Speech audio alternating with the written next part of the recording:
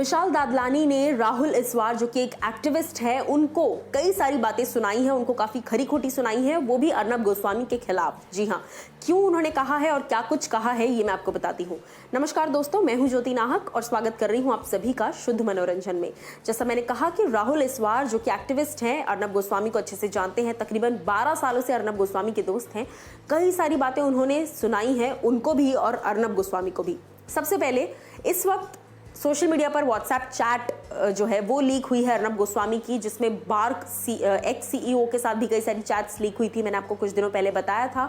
उसके बाद अब और भी चैट्स जो है वो रिवील हुई है, जहां पर ये बातें सामने आ रही है कि जो पुलवामा टेरर स्ट्राइक हुआ था उसके कई दिनों पहले से ही अर्नब गोस्वामी को इस बारे में इंफॉर्मेशन थी।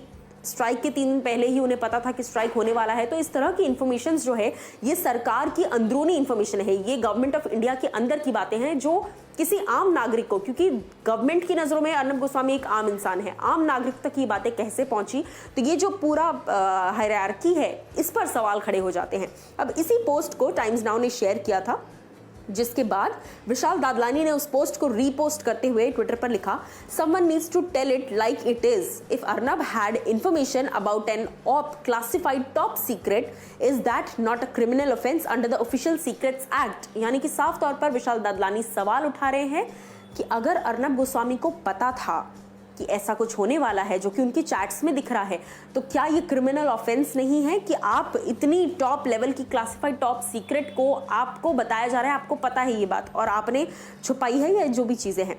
उसके बाद वो लिखते हैं, if so shouldn't Arnab be prosecuted and an inquiry institution against the defence minister, home minister and PMO to locate the leak.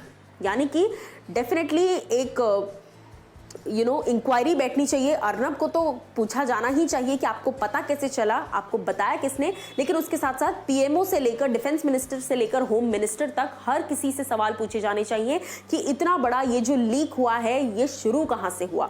इसी के साथ साथ इसके बाद राहुल ईश्वर जो हैं, राहुल आस्वर, उन्होंने लिखा, I have known Arnab Goswami for 12 years. He is a patriot who loves our motherland India. I strongly disagree with many of his positions, but Sir Arnab won't even think of anything bad for our nation.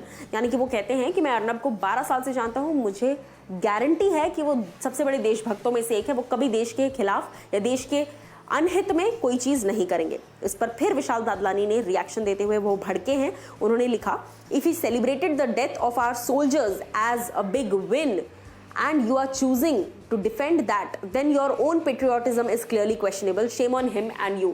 Arnab Goswami की जो chats leak हुई है दोस्तों, अब तक हम सभी जान चुके हैं। उसमें उन्होंने जो टेरर स्ट्राइक जब हुआ था, जो भी अटैक हुआ था पुलवामा में, उसमें जो 40 सोल्जर्स मरे थे उसको मेंशन करते हुए या किसी चीज़ को मेंशन करते हुए, उससे रिगार्डिंग चीज़ को मेंशन करते हुए उन्होंने लिखा था बिग विन।